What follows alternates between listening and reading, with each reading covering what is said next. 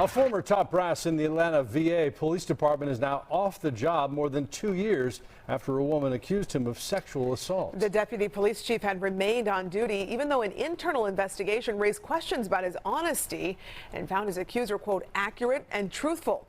But then earlier this year, both he and the police chief were suspended with pay during a new investigation. I-Team reporter Johnnie learned about the chief deputy's exit, but found it's not because of any VA decision to hold him accountable. Johnnie? No, it's because he retired. We're told former Deputy Chief of Police Johnnie McCullor stepped down at the end of June, even as the VA had a national team of investigators still looking into the police department's troubled culture. I am to the point, I don't want to hire black women no more. Shocking comments from the leader of a federal police department, caught on tape. I don't have no Hispanic women. Hell, I don't want them either. Because you know what comes with it? A whole lot of f***ing attitude. This audio recording from a 2023 command staff meeting provided to the Fox 5 I-Team by an officer who attended.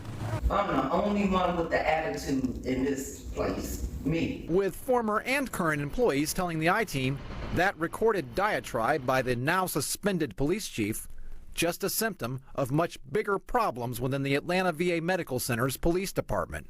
It was a hostile work environment. It was toxic. Now, one of the department's top leaders officially gone. The VA telling the I-Team that the former second in command, Deputy Chief of Police Johnnie McCullor, took retirement last month, while also suspended and under investigation.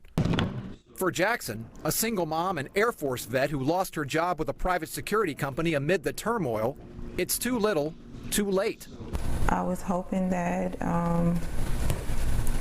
he would be terminated. Once a VA police dispatcher, Jackson filed an EEOC complaint in 2022, saying McCullor wanted sex in exchange for helping her find a job with a security company that the VA also uses, allegedly calling her into his office, exposing himself, and encouraging her to take part in a sex act. He sexually assaulted me once he helped me get the job with the security company. He inappropriately touched me. He groped me. An administrative judge dismissed her EEOC complaint.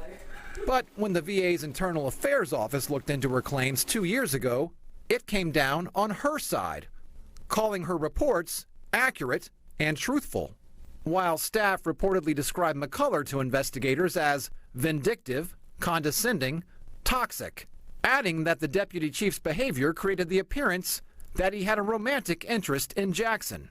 Mentally, it's affecting me terribly. I have nightmares. I have constant dreams about this. Despite the findings, McCullor remained in his position until earlier this year, when the VA took both his and Police Chief Beverly Banks' badges and guns, suspending them with pay over allegations of unacceptable behavior, including allegations of sexual assault and harassment. Then, last week, the VA confirming the Deputy Chief of Police retired while under investigation at the end of June, with the chief still under investigation and a new acting leadership team running the department. Jackson said this isn't the outcome she was looking for when she made her report about 2 years ago, and now she just hopes this isn't the end of it. The VA also adding appropriate action will be taken when the investigation concludes. Is there anything that you would like to say to the people there in the VA administration who are handling this investigation? Yes, just be fair, be firm, make the right decision. We asked the VA if anyone compelled McCullor to resign, and the answer back, retirement is a voluntary choice and the VA cannot force early retirement. McCullor is 65 years old. The VA also said that following the 2022 investigation, disciplinary measures were taken, declining to elaborate. We reached out to McCullor for this story by phone, text, and email, but received no response. When he met with EEOC investigators, he denied every one of Ms. Jackson's claims. And these are serious allegations, Johnnie. I mean, given the fact that the deputy chief has resigned, what, if anything, can the VA do at this point, depending on the outcome of that ongoing investigation?